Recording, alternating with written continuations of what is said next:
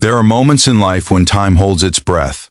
Moments that come without warning. Moments that divide everything into before and after. That night, as rain hammered the windows like 1,000 frantic hands begging to be let in, I opened my apartment door and found her standing there soaked, trembling, and looking like she had run all the way from a place she never wanted to return to.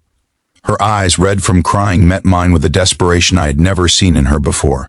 And when she whispered, almost too softly for the storm to hear, "Is there space left in your bed?" Something inside me broke open. I didn't know yet that her question would change everything. I didn't know yet that I was about to make the most terrifying and beautiful promise of my life. If you believe in kindness, second chances, and the healing power of love, please like, comment, share, and subscribe. Your support keeps stories like this alive. I stepped aside, letting her into the dim apartment, watching her carefully as she wrapped her arms around herself, as if trying to hold in all the pieces of her heart. The room felt heavy with unspoken words, and I could feel the echo of her pain drifting into the space between us. She wasn't just cold.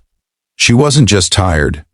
She was running from something deeper, something that had carved itself into her bones.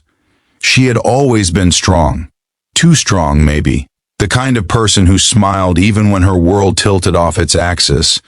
But that night the smile was gone, and what remained was the raw truth she could no longer hide. I led her toward the bedroom, not because of her question, but because I saw the exhaustion she fought to mask. As she sat on the edge of the bed, strands of wet hair falling over her face, I saw it clearly. She hadn't come for comfort alone, she had come for safety, for a gentleness she had forgotten how to ask for. I knelt beside her, letting the silence speak for us both. And that was when I said it, not as a romantic line, not as a promise I didn't understand, but as a truth my heart had been holding for far too long. "What if you said you wanted to stay forever?" Her breath caught, and for a moment she closed her eyes, as though letting my words sink into the places that still ached. She didn't answer.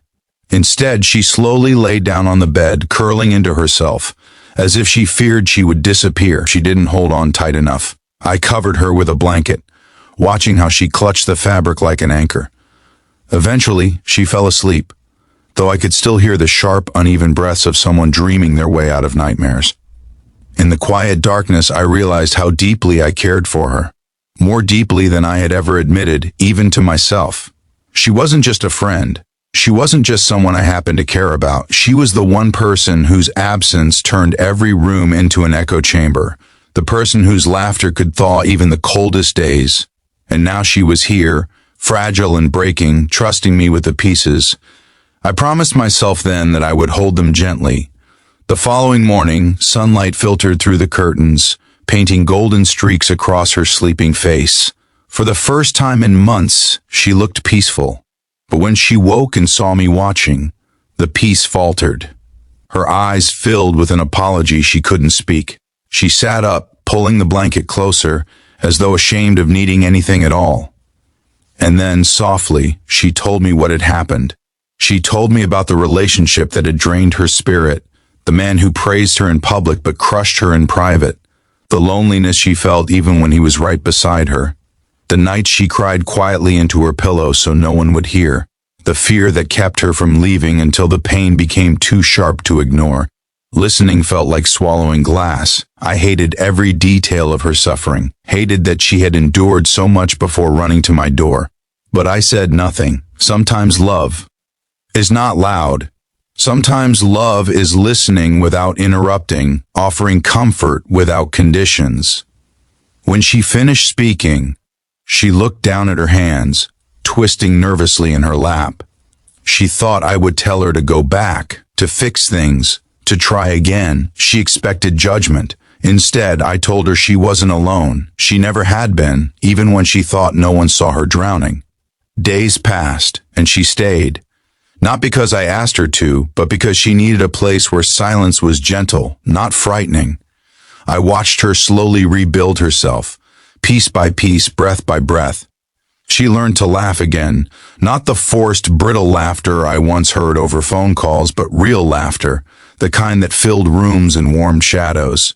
She cooked dinner with me, leaving tiny messes everywhere in the kitchen.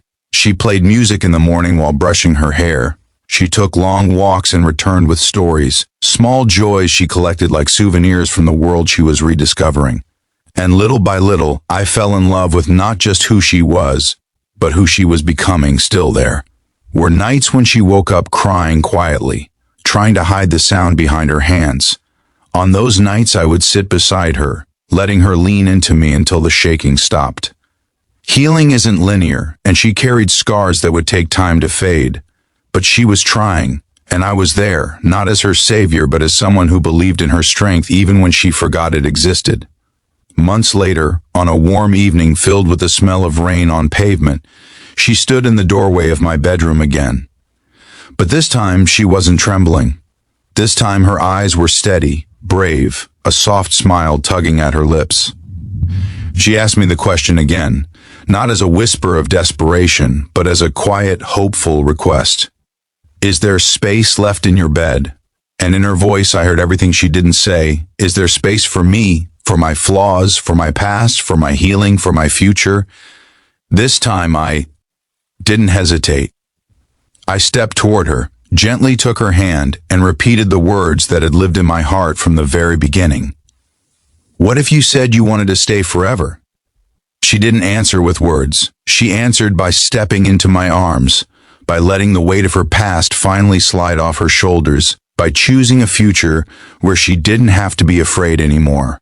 If this story touched your heart, please like, share, comment, and subscribe. Your support helps more people find stories that remind them they're not alone. Before we end, please comment below. Everyone deserves a safe place to heal. And as I held her that night, listening to the steady rhythm of her breathing, I realized something simple, something profound. Love doesn't always arrive with fireworks or grand gestures. Sometimes it arrives soaked in rain, trembling at your doorstep, asking if there's space left in your bed, and staying forever when you finally say yes.